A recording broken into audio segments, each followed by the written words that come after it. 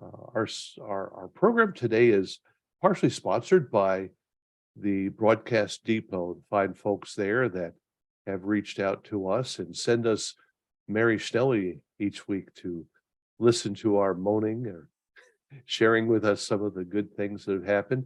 Mary, you've got a little special here that you'd like me to show, and you'd hopefully tell us a little bit about what you saw at NAB that was really good, or what worked for you at the particular show. Yeah. So I have a special, an NAB special.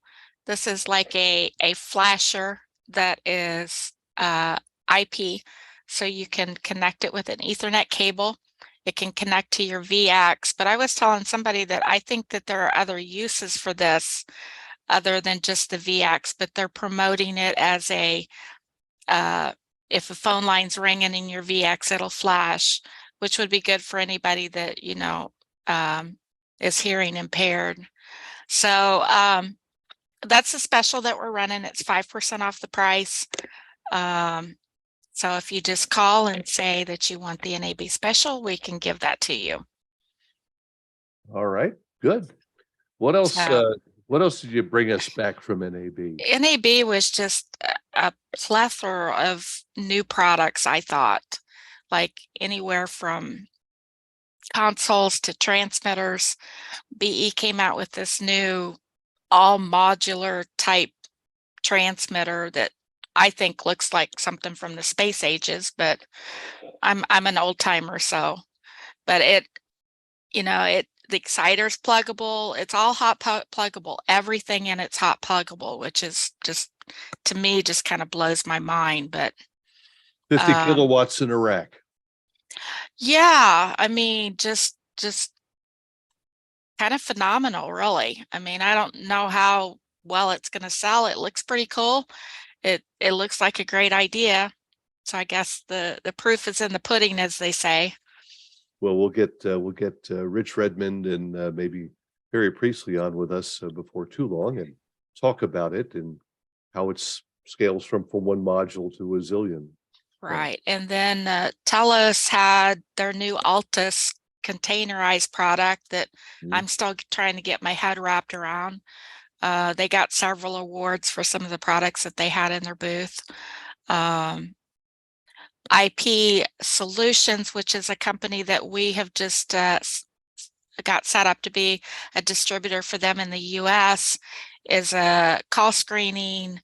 Well, one of their products is a call screening product that if you've got multiple stations and multiple locations, it's a pretty cool product, and it's not a product that you want to use for one station, I don't think, because it's not economical, but as you grow, it becomes more economical to do that. So if anybody's interested in that, you can contact me.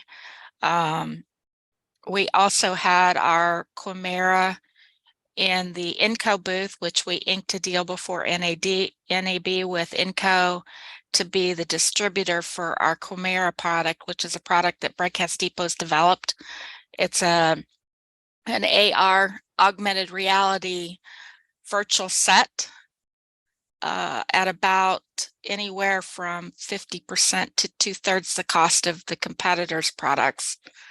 So, and it's pretty cool. So if anybody's interested in that, you can see me. I know Tyline came out with an MPX product. Axel came out with a new Dante console. And so you're right on top of all this, which is good. And well, I try. I'm sure there were other products. I heard a lot about a lot of video products, but I didn't get much time to get to Central Hall and North Hall, to be honest. okay. So, well, your focus here is with us in the broadcast field and radio especially, and so that's great. We'll mention your little light one more time here. That is a special deal that you're running, 5% off. And I know that you have Angry Audio things too, don't you? Absolutely. And we've got some stock on some of those Angry Auto products. And Of speaking of which what they're going to talk about today, once they're shipping, we're going to stock at least a couple of them. well. Speaking of angry audio, here they are. We've got Mike Catfish Dosch and Mike Uhl with us today, and we're going to have a rave, aren't we, Mike? Well, we're gonna tell you guys what you missed if you didn't go to NAB, or what you might have missed if you did go to NAB. So let me. I made a little presentation for you because visual aids and all that. So Good. all right. So yes, NAB 2023 new stuff. We have talked about this before, but Michael is on the call and he won't let me go unless I tell you again about sea level, the preprocessor that replaces the need for compellers and or Ariane, and does a fantastic job of it and gets your processor to sound even better than it does already. So we have the new C6S, which is our live stream software processor. Few people have asked me, is this a control for one of your hardware processors? It is not. It is software, runs natively in Windows or Mac, depending on which platform you like to use. And it's available as a standalone processor, meaning it's an application, but it's also available as plugins. So we have VST versions, we have AU versions, which is kind of Mac OS's equivalent of VSTs. And this is going really well. Now, I will tell you that Dana's deal. You do Dana's deal, right, Barry? Yeah, I do. yeah. So Dana, he found out that we were running a promotion on this software, and so he shared it in Dana's deals. And the promotion it's a competitive upgrade. So we were offering this really crazy low price to people who use breakaway software. And so people would contact us and say, hey, I'm using this breakaway. And we'd say, hey, competitive upgrade price, you can get our software for only $199, which is a crazy price. Anyways, Dana figured it out that we weren't actually checking licenses. And so he let everybody in your group know that you can get it for $199. And, Mike and I just kind of looked at each other and said, okay, these are our friends. So I just want to warn you, if you're thinking that you want to take advantage of this crazy deal, which is like a third the regular price, you might want to do it pretty soon, because I think we're going to be taking it down here in a week or two. So, or email me if that's something you want to do, and I'll fix you up, or Mike.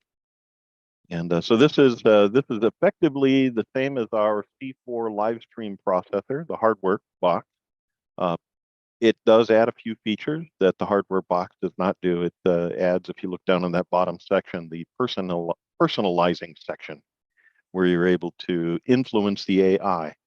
Now, those personality controls, they don't look like your usual processor controls. And the reason for that is because it's still Chameleon. It's still an AI processor. It still makes the majority of decisions about processor parameters. And it makes them based on content, which is how it adapts to different kinds of formats. But Horny's opened it up a little bit and said, I'm going to let you guys influence the AI a bit. So, you're never going to make it sound like an Orban. It's always going to sound like a Chameleon. But you do get to make it sound a little bit different than Corny had in mind, where the C4 is pretty rigidly locked down and it sounds exactly the way he wants it to sound. So there's a few other screens for you. This is the main screen, has the dynamics meters and the audio levels. This is the ITU 1770 loudness page. One of the unique things about our stream processors is you can set a loudness target for the stream. And this is a big deal. I saw David's on the call today, so he may ring in a little bit on loudness standards for streaming. But because there are loudness standards for streaming emerging, and hopefully some ratified even, we're able to help people that are just completely confused by that.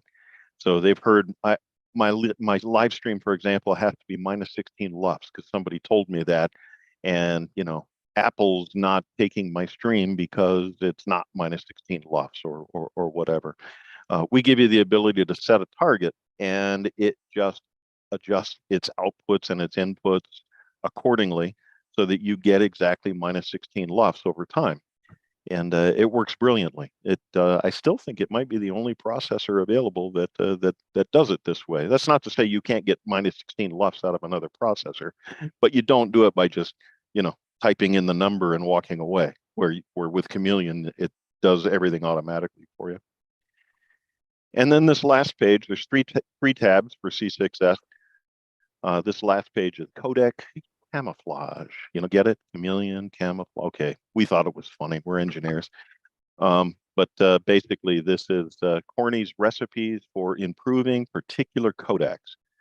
So right now there are 3, as you can see, and you can turn it off as well. But basically, it's preconditioning for the codec because he knows what's going to happen when you run audio through that codec. He's able to manipulate the audio a little bit so that it sounds the best it possibly can, even though that codec might be ripping the heart out of some of your audio. And that's it. I tell you what, I will, rather than wait till the end, I'll pause. And then if you have any questions, you can just ask them now, and then we'll move on to the next product category. Any questions about C6S? Okay, moving on. This is new. This is a USB audio gizmo. The idea here was, how can we make a very simple sound card replacement that does things easier and better than sound cards do? If you try to use motherboard audio on your computer or sound card audio, generally it's unbalanced, it's low level, and it's really noisy. And so anybody who's had to deal with, sound card audio has experienced that it's really not very good. It's not suitable for broadcast, and some would say it's not suitable for anything. And so we'd heard the problem. I had actually played with some USB audio devices. I have a project studio at home, so I'm always messing around with different audio stuff. And one thing that I noticed with the lower cost audio interfaces was this high pitched whine that seemed to find its way into the recordings from time to time. And I was trying to understand what that was, and after digging in and researching it quite a bit, I figured it out, and it's kind of nasty. It's basically a ground loop. And so when you connect your USB audio interface, most of them, to your computer, you end up pulling the computer's power and ground by reference into your audio circuitry, and it's really horrible. So, here you have this nice audio device external to the computer, so it's not in the hurricane of noise that's in your computer. And you brought the noise right out with you. So we isolate everything. We galvanically isolate the audio. We isolate the data, and we also isolate the power and the ground. So basically, the computer is over there, and the audio is over here, and there are no connections between the two. And so we are able to eliminate that annoying high-pitched whine that sometimes shows up when you're using USB audio devices. We're also fully balanced inputs and outputs. We're on the Studio Hub standard for obvious reasons. And also, aside from the obvious reasons, it does allow us to make the box a little smaller, which is kind of cool. And let's see, fully balanced. Oh, and we swing full voltage, plus and minus 15. So we deliver plus 24 dBu voltage out of this box, and we can inject plus 24 dBu. And so we've really addressed a number of different complaints that people have had about, low cost USB interfaces. And that is that they're oftentimes unbalanced. If they are balanced, they're not capable of high level. The reason they're not capable of high level is they're using the USB 5 volts, and it's not capable of, doing very much. And then there's the ground loop possibility and the high pitched whine. It is, I hate to use this term, but I can't think of another one. It's class compliant, meaning that it's effectively plug and play. If you plug this into Mac or Windows or even Linux, it will generally just show up as a sound card. And so you just click on it and use it. And it's really, really, really simple.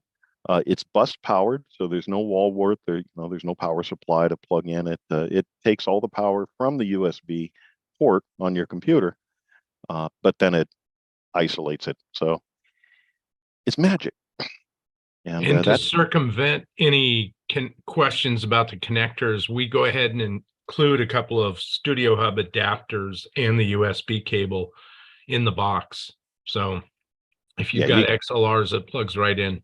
You get it all. And that's for a couple of reasons. One, the best compliment we ever got, I think Mike told me about this, was one of our resellers said, I was unpacking your Angry Audio stuff on a Sunday night at a facility that I was putting together, and everything I needed was in the box. So we generally try to think about what you might need, and it would kind of suck to have this thing. And even if it's Studio Hub, you're trying to hook it up to XLRs, and some of our customers are not familiar with Studio Hub. We're working on that, by the way, but some are not familiar with it. And so it would kind of suck to get this box and then find out you got to go back to the factory to buy something to make it work. And, so we try not to do that. Anyways, this is $299. We can't build them fast enough. Ever since we introduced it, we've stocked out a couple times, and we're building another 100 now. So call Mary, she'll fix you up. So moving on.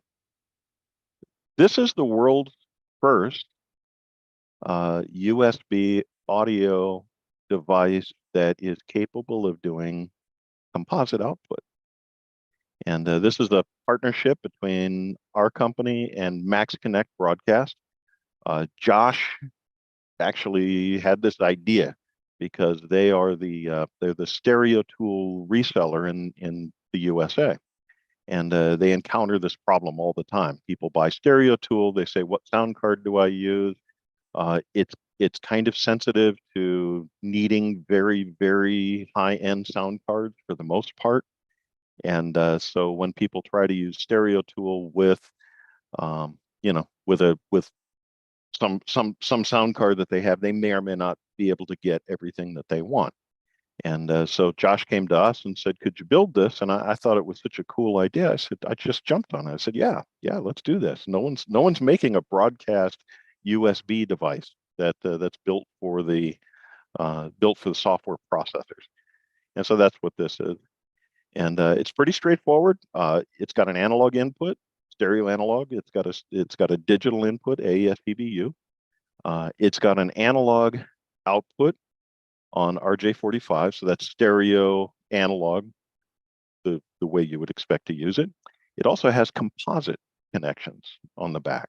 And so on the front panel here, you're going to choose whether you're using regular analog or composite, which is also analog. Kirk Harnack pointed this out to me recently. Stop calling composite, stop saying it's analog and composite. They're both analog, and he's right. It's true. It also has an AES-EBU output at 192 kilohertz. The whole box runs at 192 kilohertz, by the way, and that is so that you're able to get composite out of it. And you can take composite two ways. You can take it as analog multiplex, or you can take it as AES multiplex at 192 kilohertz. Let me show you the back. That's the back. So there's your analog in, your analog out stereo on Studio Hub connectors. You get a digital in, digital out on Studio Hub connectors. That's AES-EBU. You've got the two composite outputs on BNCs and a USB port. So you plug this into the computer that is running stereo tool, and you've got yourself a software-based audio processor, and your audio interface is built for broadcast. Has power supply built into it. In this case, we can't get enough power out of the USB port to power everything we need to do in this box. So in this case, we actually have an AC power supply built in. So you plug that into the mains, and you're in business. A couple of notes: the digital input is sample rate converted because you may not have a console that can deliver 192 kilohertz sample rate. So you can ingest anything you want, and it will sample rate convert to 192 kilohertz. But the output is fixed at 192 kilohertz. In other words, the digital output is intended to be a digital composite output. You could use it for other things, but you just have to be aware that it is fixed at 192. So whatever you plug it into needs to be able to ingest 192 digital. And again, I'll pause if there are any questions about this. Nothing? Yeah, I was curious, is the input able to take composite in from, say, a processor and have this plugged into, say, a computer running micro MPX encoder? Excellent question. This is not the box for that. Okay. What you're asking is, could this be like an MPX decoder? No, okay, there is a way to do it actually, but not quite the way you asked. So let's imagine that you were, again, we're using stereo tool. So let's imagine that you ingested micro MPX over Ethernet into your host computer. And if you did that, and stereo tool would be able to do whatever you wanted to do with it, and then it would output to this box. So in that respect, yes, you could do that, but it's not really designed to be a standalone MPX encoder, decoder. It's really designed to be working with a host that's running the software processor. Does that answer your question? Sort of. I'm just curious. So does it just show up as an audio device to the computer? Is kind exactly of looking at. exactly. So if I had, say, a PC or a Linux box running Thimio's micro MPX encoder on the PC, could this be the audio interface to get composite into that PC to encode to micro MPX? No, it can't. Those are outputs. Those composites are outputs here. Okay. But if you were already in MPX domain, micro MPX domain, yep, in the box, then you could output, using any of these outputs. So the digital input could not do digital 192 in? It can actually, okay, but it's not micro MPX. Understood. But it okay. Could it take MPX over AES in? Yes, absolutely, it can do that. Yep. Okay. It can create MPX over AES and it can ingest MPX over AES. Excellent. Okay. Thanks. Can I ask what power it can run on? Would you mind asking that again? That was a little garbled. Yeah, can I ask what power it can run on? All I can see is VAC. It can be either, we have an internal switchable power supply. You just order it whichever power plug you want. If you're in the UK, you order it with the U suffix. If you're in Europe, you order it with the E suffix. If you're in the US, you just order it with no suffix. And so it'll be 120 or 240. And we do the configuration though. So you get it with a captive power cord and the correct plug when you order it. Thank you. Yep. Okay. Is that a Meghan Markle joke? Meghan Markle. You order it without a suffix? Mhm. Or Sussex? Mm. Oh. Sorry about that, guys. Couldn't resist. Okay, moving on. This is a new product that's really exciting to us. This is something Corny's wanted to do ever since we started working together a few years ago. He's been jumping up and down saying, when can I do my mic processor? When can I do my mic processor? And I think I already told you the backstory of this. This was something that he had been working on. He came up with a recipe for processing that sounds incredible. I love it. Everyone who's heard it has loved it. And the only challenge that we had was this silly thing had 9 knobs on it. And so it didn't feel very chameleon-like to me. And so I was whining about that. Come on, Corny, you got to automate this. And he pointed out accurately, I can't automate it because I have no idea what people are going to plug in microphone-wise. So we need all these controls to make all these adjustments to be able to accommodate anything that people plug in. And then I asked him the stupid question, what if we knew? And that turned into this product, which is rather than the usual mic processor, which says, plug in whatever you want and then adjust it until it sounds right. In this case, this product is made very specifically for the Shure SM7 microphone. It's targeted at that. Now, you can use other Shure microphones because many of them share the same dynamic element. For example, if you're fortunate enough to own an SM5, God bless you, we're jealous, and it works brilliantly with this product because the SM5 and the SM7 have very similar microphone characteristics. But you don't plug in an AKG dynamic into this mic processor because the range of controls and the algorithms are created specifically for this microphone. And so it's a different approach. I haven't seen anybody else do this where the the algorithms are tuned and we assume that an SM7 or equivalent is being plugged into it. We don't even give you phantom power because, well, you don't need that with an SM7 microphone. So, you can see how it is really intended to be used with this microphone. There are a handful of controls on it, but these controls have very limited range. And so there's two reasons why that's useful. One is because most engineers have experienced this, so I know I'm not going to offend anybody. You have heard microphone processing set up poorly. Everyone has. And the reason is because it's kind of hard to get it right.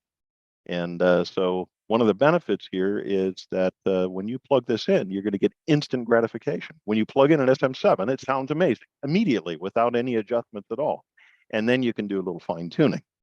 And so this is very chameleon-like. Now I'll walk through some of the functions on the front panel just so you know what's going on. You can see, oh, my mouse doesn't show up. Okay, so in the top image, you can see it with the security panel in place.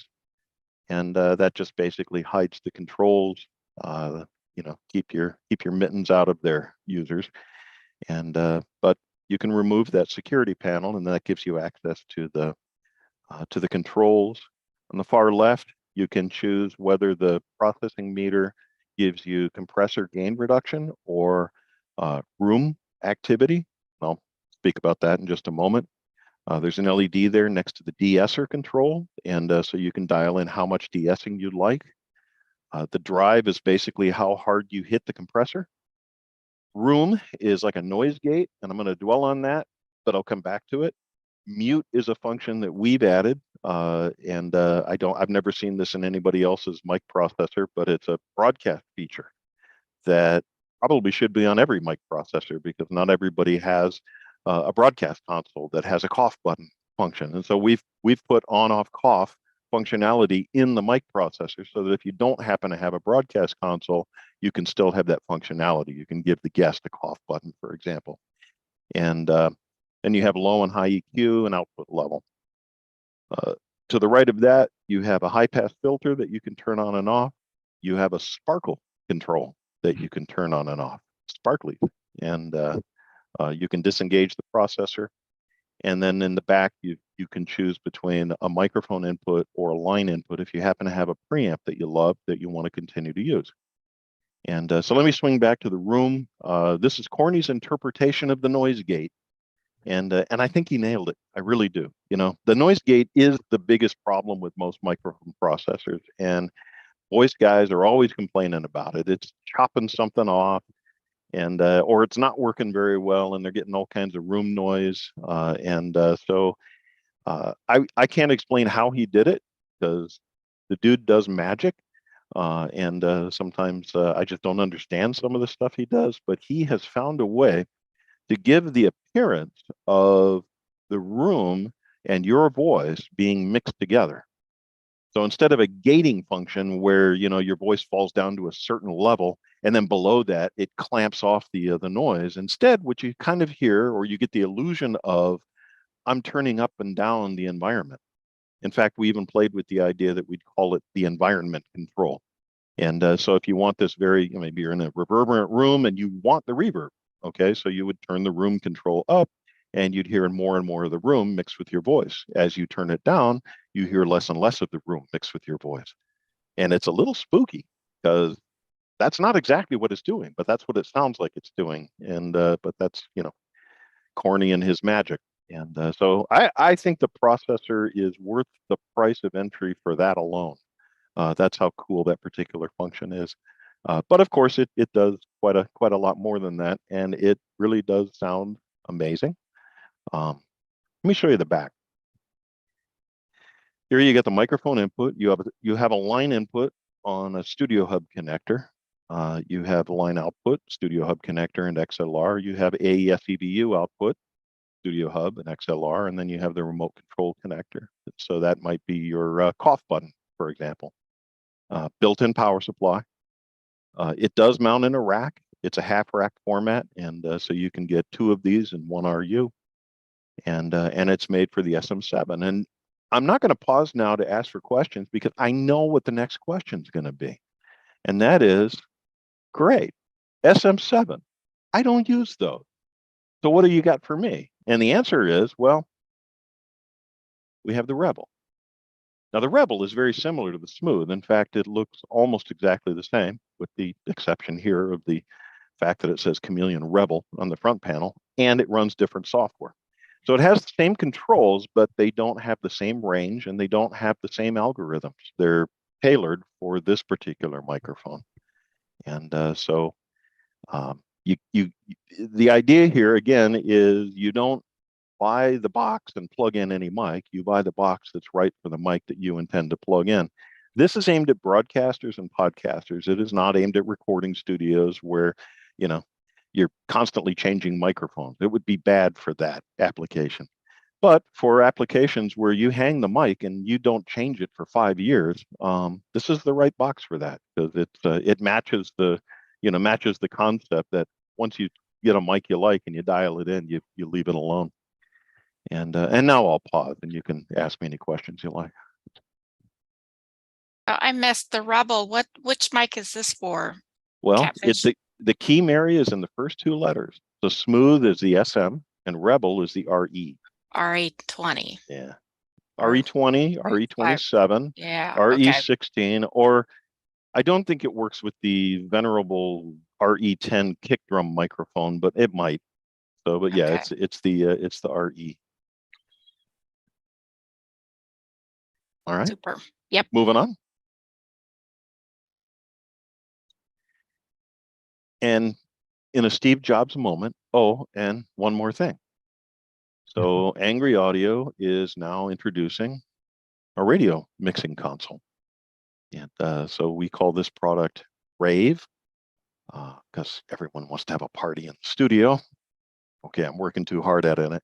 Huh. And so this is a small format analog radio console, because we see a need to fill this particular niche. We get calls, ever since we bought the company that used to be known as Radio Systems, we get multiple calls a week of people saying, not only do you need to help me keep my old Radio Systems consoles on the air, and we do our best to help people with that, by the way, but please, please, please make something like it. And I won't refuse. I refuse to make anything like a Millennium console because I think it's very overpriced for what it is, or it was very overpriced for what it was, and we discontinued it very quickly. But the function of what a Millennium console would do was very useful. It was pretty straightforward. It was not IP, and there are quite a number of people that don't need IP, and so they just need a simple analog console, but it better sound amazing, and it better be full featured, and it better have bulletproof buttons and faders, and better be built to last. So it needs to be broadcast quality, and so we know how to do that. I've done some mixer design in my career, and so we made the Rave. And so let me walk you through some of the features here. In this particular view. On the far left, you see the microphone inputs. You have a fader, you have an on-off control. You've got preview, which is Q, pre-fader listen, basically. And then you have 2 stereo buses, program and audition. They can be used interchangeably. I mentioned that the first position is a microphone, but that isn't necessarily true. One approach that we've taken here, which is different from anybody else making small format mixers, is it seems like everyone else tells you how many microphones you get. So, you buy an 8-fader console and you get 2 microphone faders. And that's great if you have 2 microphones. But what if you have 1 microphone? Well, now you have an unused fader that you can't use. Or what if you have 3 microphones? Well, now you've got 2 mic preamps and you got to do something for the 3rd position. So we looked at that problem and we said, okay, let's make the first 4 positions either microphone or stereo line. So you can decide, if you're 1 mic operation, then you make channel 1 your mic and the rest of them become stereo line. And if you happen to be a 4 mic operation, you plug in 4 mics and you go about your business. So all of the stereo line inputs are the same functionally. There's a couple of channels that have special features. Channels 5 and 6 can be either balanced pro level. All of them, by the way, are balanced pro level inputs, but channels 5 and 6 could be unbalanced IHF level if you wanted. So if you had a consumer device that you wanted to plug in directly without going through a balancing device, then you could flip a switch and accommodate that. And then 7 and 8 are a little special. They can be stereo line inputs, but they can also, these are the 2 channels. If you need to do a mix minus, these are the 2 channels you do it on. So the console has 2 mix minuses. You'll notice this in the 9th position. Look past the 8th fader there on the right of it. You see there are 2 mix minus controls, mix minus 7 and mix minus 8. And so what you decide there is, let's imagine that I've got, I don't know, let's say it's a Skype call on the computer and I've got him coming in on channel 7. What I select there in mix minus 7 is what he's going to hear. He either hears program or audition, and I can talk to him. So I've got talk back from microphone 1 position, so I can communicate with him. And I can do the same thing with mix minus 8. So these 2 channels are for phones, for codecs, for computers running, Skype or IPDTL or one of our Bluetooth gadgets connected to a smartphone. The 2 buttons below the mix minus section are user keys. And those can be wired directly to one of our tally towers. If you wanted to have one of our tally towers in a studio, the red light will come on when any microphones are open, and then the green and yellow lights will follow these buttons. We give you full throat faders for monitors and headphone controls, because that seems to be something people have asked for lately. Very flexible monitor section. You can listen to different sources on the monitors and the headphones at the same time. To the right of the monitor controls, the control room monitor controls, we've got at the top studio guests. And so this is a headphone output that is used to feed studio guests. And maybe you have 1, maybe you have 3 guests. You choose what it is you want them to hear, program, audition, or an external input. And you have a talkback function, so you can talk to your studio guests from the console. Also, I should mention that comes out also on a Studio Hub connector, and we'll look at the back in just a moment. But it comes out Studio Hub audio and power. So if you had some of our headphone gizmos, surprise, they work really well with this console. You just use an RJ45 patch cable, and you make a daisy chain out of them, and now all of your guests can listen, and you don't need any power supplies. Rave will go ahead and power the headphone amps. You've got below that section, you've got a switch for the right 2 meters. And speaking of meters, we actually give you dedicated metering for both the buses. In this price class, that isn't usually done. Usually you get 1 meter per program, and you don't really know what's going on the other bus. We give you meters for both, and we also allow you on the 2nd meter, on the audition meter, to follow the monitors. So, if you want that meter to always reflect what's coming up on preview, for example, you could have it do that. And then lastly, as you move down, you see the rotary volume control. That's for Q, which can be either in your headphone in your speakers, or it can be a separate Q speaker if you wish. A little bit old school, but that's cool too. And then down below that, you've got a few functions, like you can say, I want preview to show up in my headphones, or I don't want it to show up in my headphones. And then I can split. So I could listen to program in left ear and preview in right ear only when it's active. So it could, it could switch automatically.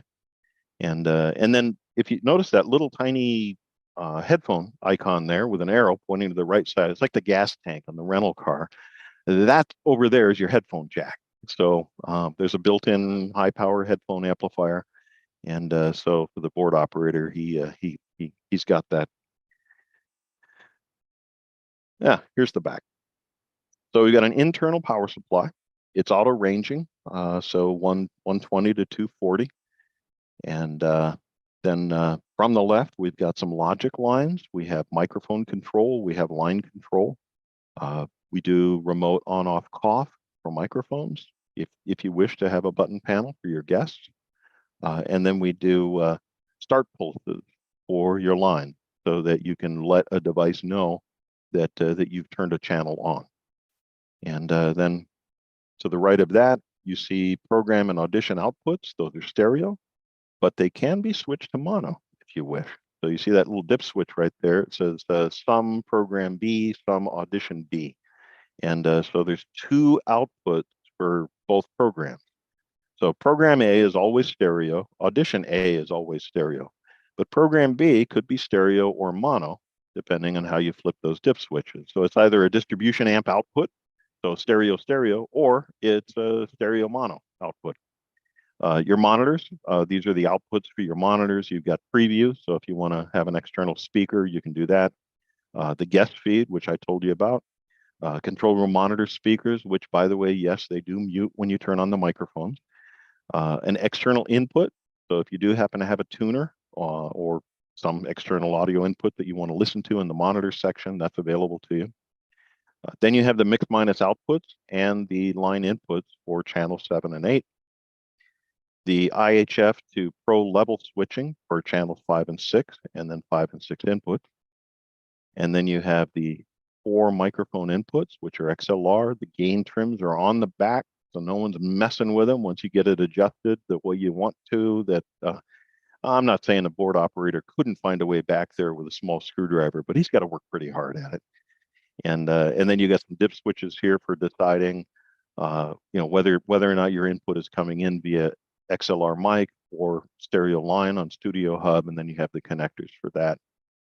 And then finally, on the far right, there's a couple things that I should point out. It is possible with these preamps to supply 48-volt phantom power, and that's not customary in low-cost consoles. So apparently, from what my research says, that if you buy a low-cost radio console, you need number one, a wall wart of some kind or a line lump to power it, and then you also need some kind of a wall wart or something if you want to provide phantom power, and it's a second wall wart to give you phantom power. So it's kind of weird. So we give you phantom power. You can turn that on and off. You can do a couple of other things with the first position. The first position is always a little bit special, and in our case, it is the microphone for talkback. But what's interesting is, let's say that you've got a producer.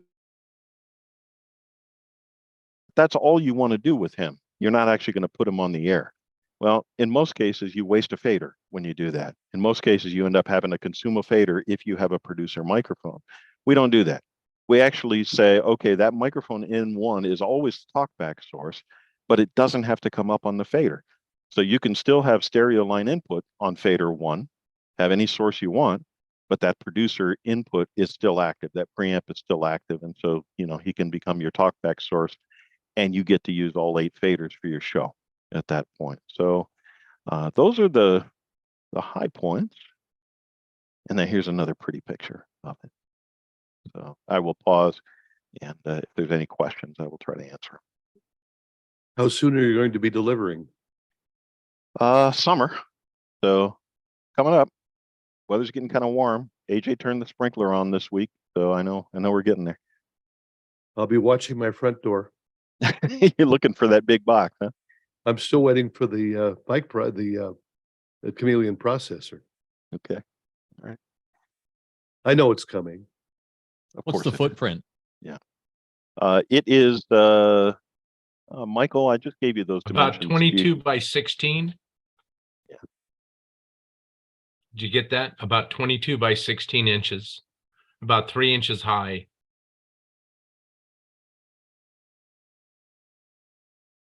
How much did you say the console cost? It's $1,999 is the list price, and it actually is being offered with a few really great value bundles.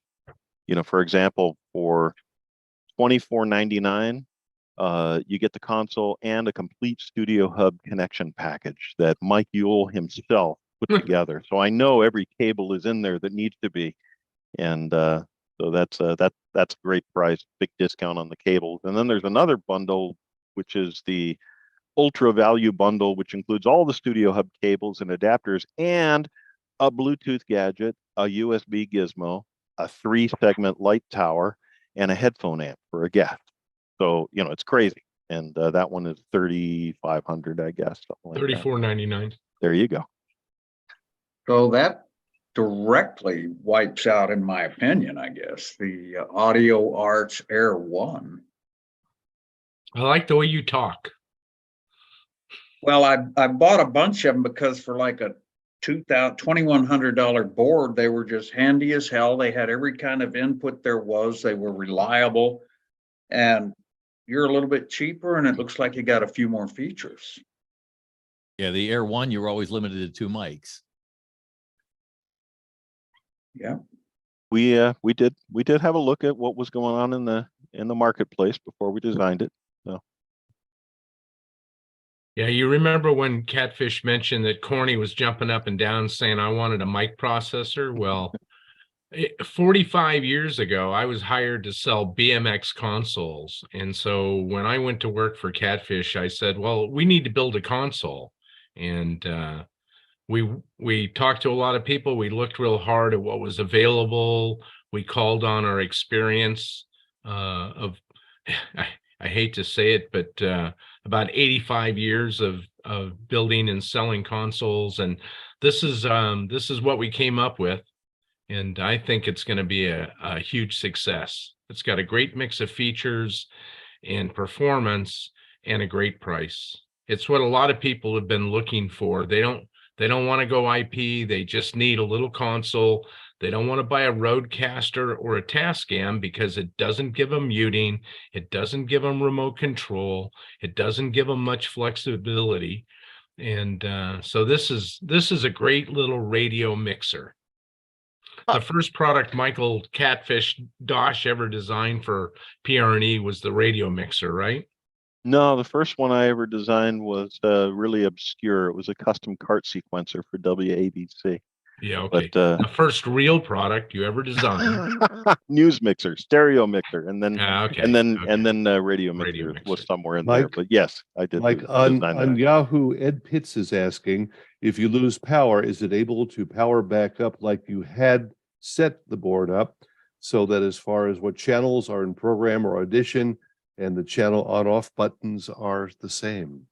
No, the program and audition buttons will in fact remain the way they were, but there is no.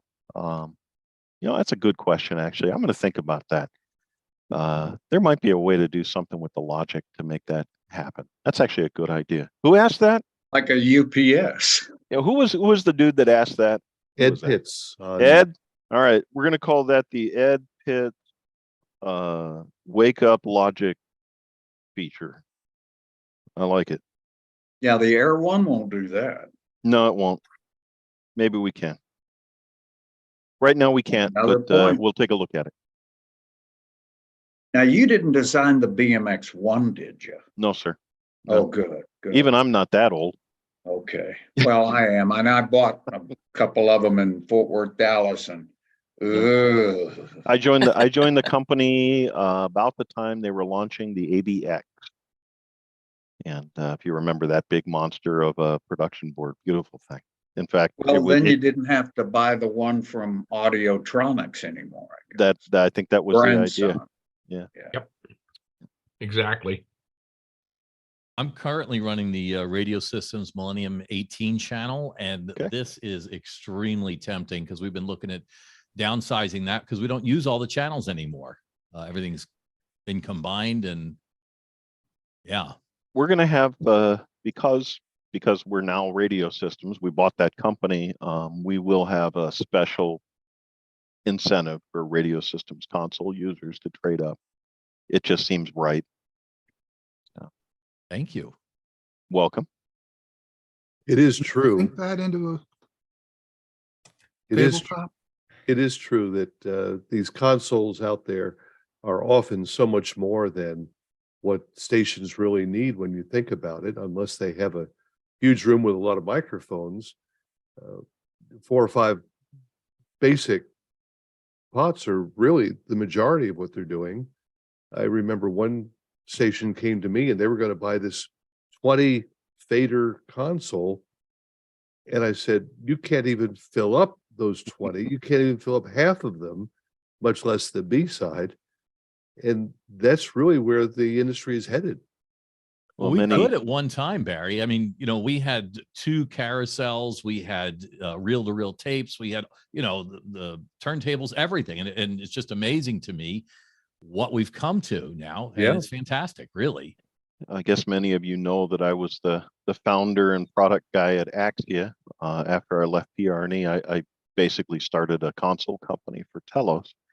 And because of the way IP consoles work, we would run into this. We'd talk to somebody in a major market. They have a 34 input BMX. They say, I need a 34 input console. And it was really hard to talk people out of this.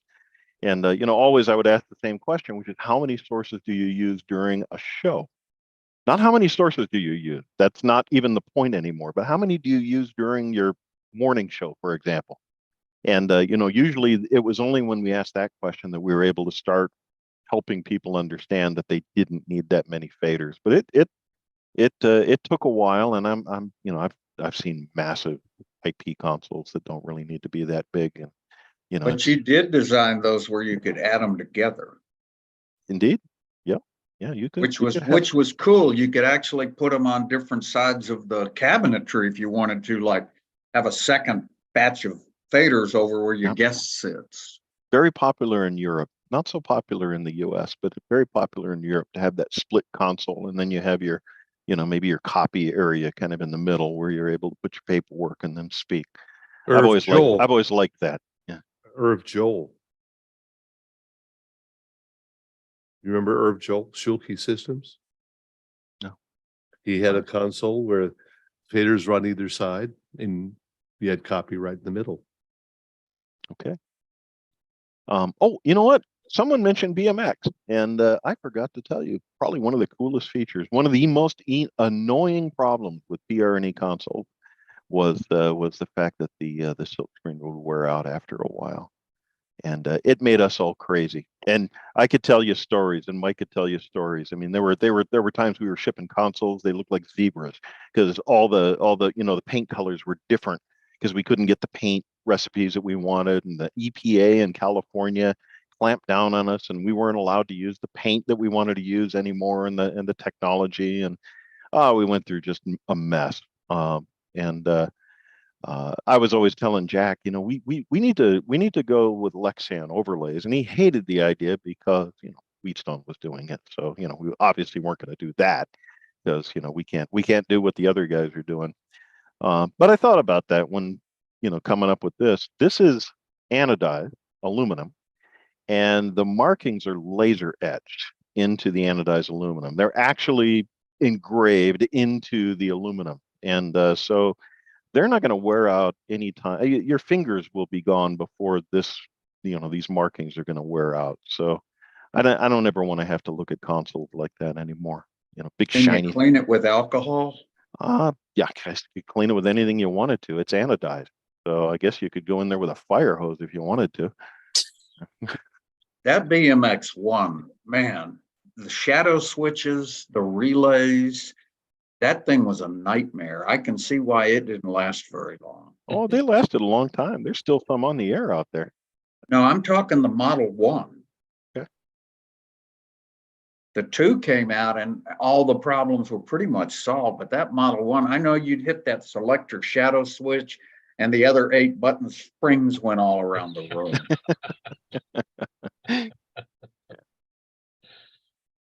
Patrick, I'm sorry if I missed you saying what's serviceable, if anything. What's serviceable? It's a good question. Can you guys, how about if I stop sharing my screen and then I can actually see you and talk to you. So I'm gonna try doing that here. Okay. I think I stopped sharing my screen. Can you confirm it? You should Yes. be good now. So you can Yes. see me now? All right. Everybody. So here is the power supply out of Rave. And so again, there's not a lot of light in here, but you know, I'll let you get up nice, close and personal. This is where the AC comes in, and this is where the DC comes out and connects to the motherboard. And that's how you would replace the power supply. You'd open up the bucket, you'd take this one out because it failed, and you put another one in. So it's not a modular console, but it is reasonably serviceable. And you know, to the extent we could and still make a $1,000 console, you know, there's always compromises. Could I have made a completely modular console? Of course I could, but it would be $4,000 and not $2,000. So, you know, there are always some compromises that have to get made. But where possible, we tried to make decisions that are friendly to servicing. And the switches are extremely reliable. Been using this particular brand of switches. It's a Taiwan company. I think these might be the same switches that I used on Element, but I'm not sure. No, I don't think they are, but it is from the same company. If you have to recover from somebody dropping a cola on top of the console, how hard are the pots to replace? It's an easy $2,000 fix. Yeah, that. Kirk, I missed you. Yeah. Hey Yeah, guys, I'm going to divert for just a second. You guys laugh at the cola, but one NAB guy walked in first day of the show and said, "Hey, I need a new ABX34." They were doing asbestos abatement on the floor above the studio, and it leaked into the console. And so it was an easy $60,000 fix. Let's not let sodas drop on the mixer. That would buy you like 30 Raves. I know. Wow. Okay. Yeah. That would be how many faders? 240 faders? That's a big console. Yeah. So to answer your question, it's not terribly difficult, but it's not just, you know, unplug one and plug another one in. It would it require a bit of soldering. So are you keeping an eye on China? What if they drop a bomb on Taiwan? I mean, where do you get your parts? Then we would be in some trouble because Taiwan, we source some pretty critical components from Taiwan and China as well. So, but we wouldn't be the only ones. There'd be a lot of us in a lot of trouble because, you know, even those of us that make products in the USA are still dependent on supply chains that are in Asia. So, Mike, you have some questions in the chat box here. okay. One of them has to do with remote control for the Rave. All right. Let me see if I can read it here. Well, there's a lot of questions up here. So, tell you what, you read to me and I'll answer them. How's that, Barry? Did you say that there is a remote control for the Rave? It depends on what you mean by remote control. If you mean like control all the functions from home over the internet, no, that it doesn't do that. But it does have microphone control. So, you know, if you have guests, for example, and you want to give them an on-off cough button, which is, you know, kind of a cool thing in higher end studios, you can do that with Rave. So it has remote control for the microphones, local remote control. And it also has start pulses that come out when you turn the channels on for the lines. And maybe because Ed Pitts has challenged me, I'm gonna find a way to use that logic in two directions and maybe use it to, to say, okay, this channel will always come on when you lose power, for example, and come back up. In fact, that's actually that's a cool way to solve that problem, is to pick a channel in advance and say, okay, channel 4 or channel 6 or something is always going to come back on after a power failure. Because generally the power failure happens when you're not in the studio and you're running automation. So I'm going to give that some thought, though. So maybe we'll come up with something there. Does it have remote start outputs to start devices when you pot them on? Well, it has start pulses that come out of the console when you turn it on. So yeah, you could use those to start devices, but not the other direction. That gets pretty exotic. That gets to BMX level logic.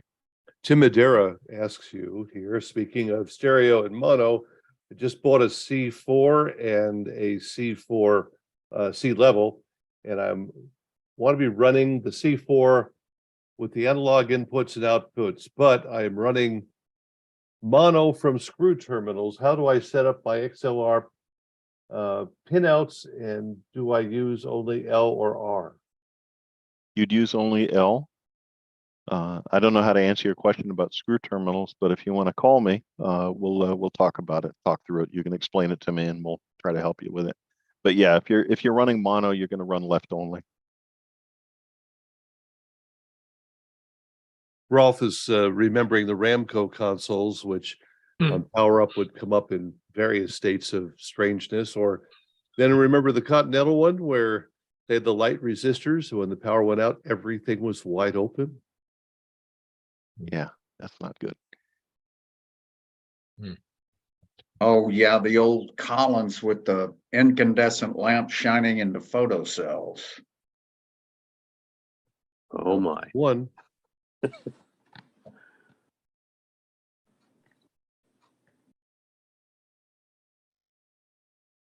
Well, Mike, sounds like we've started to exhaust the questions here. Well, we're out of new products. Time to come up with some more ones. Oh, I think we need to digest these first, Mary. Well, the Millennial was so well built. It really was. In my last job in Hobbs, they're still running those that were there when I started there in 2008. It really was. Finally, somebody spilled a really dirty Coke into one of them, and they got to get a new one, and they bought a new DMX right after I left. But yeah, they're pretty amazing. And we're fortunate too. The guy that designed them, he still works for us. So, and he's amazing. Michael Circus, he's been around forever, and he's designed, cart machines and consoles and man, I just love working with him. We argue all the time about the right way to do stuff, and then we end up with something cool that neither one of us thought of. So he's terrific. We're really fortunate to be able to work with him. You're not planning a cart machine, are you? No, Barry, we're not going to make a cart machine. Part of the reason, we're still running the Millennium is because it runs so well. It really does. It really does. We've got some parts that we've set aside, and it just does everything we need to do. That's the way to do it. But I have been looking, and this one has definitely attracted my attention. I'm glad. I will say, and it is kind of sad in some ways, because I do like the Millennium. It is well designed. It's built like a tank. You can you can service it and everything else. But, and this is the part that that makes everyone uncomfortable, it put radio systems out of business, and so we can't do that. It was that console that put them out of business, because people just stopped paying that much money for an analog console. And I had a guy from Canada that was practically in tears begging me to make these things, and I just said, I just can't. It's not that I don't want to, but no one wants to spend, 8-10 grand on an analog console anymore. And, if they did, then we'd go ahead and continue to make them. But the market's changed, sadly, and, it took down a company with the change. What's the weight of the console? Well, I thought you meant put them out of business because they never broke and lasted forever. So. No, I wish that were the case, But no, they put them out of business because people just stopped buying them. You know, they went from selling, you know, 3 million a year in, you know, consoles and Studio Hub to 1 million a year in Studio Hub, and people just stopped buying the consoles. I mean, it was crazy. Well, at that time, their consoles were about the same price as an Axia.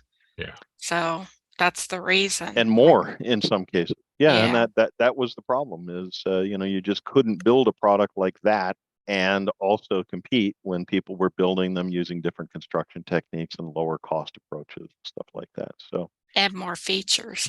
Hey, Mary, to answer your question about the weight, we haven't actually put one completely together yet, so it's hard Okay. to say exactly, but I'm going to tell you it's substantial because that top panel is pretty heavy, and then it's a steel box underneath.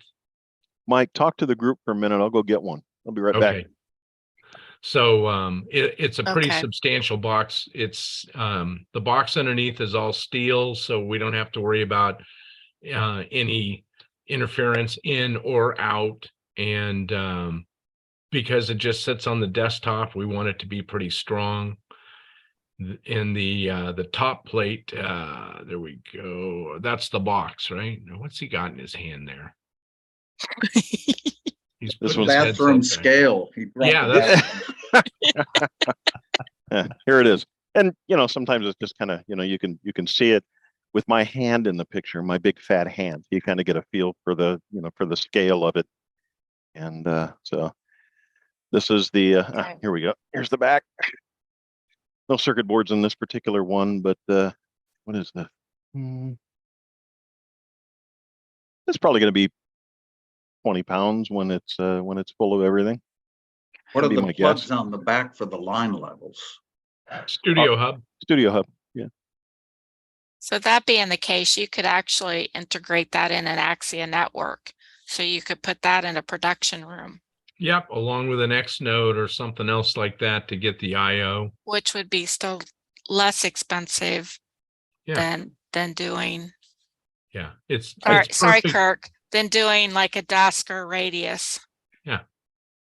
You need to But for, put a but for special, those that can't afford that, that would be a way for them to get into Axia too, if they would do those in their production rooms. That is the idea. And it's interesting you say that. We do have Angry Audio and Telos. We do have kind of an arm's length partnership relationship sort of thing. And so I've said I'm not going to make any more IP consoles. I did that for Telos, and so I'm not going to do it here. And they said, cool, then we won't make any cheap you know, analog consoles. So we've kind of figured out how we're going to help each other and work But together. that's a way to get those in low power stations that they just simply can't afford. They just can't afford them. And don't need them. True. But if they've got a main studio, I mean, some of them that are doing, like, they do really need the networkability in their main studio, but not their production or like some of the other studios. So like, you know, some of the AMs are just doing simulcasting. So, you know, they don't need all those functions.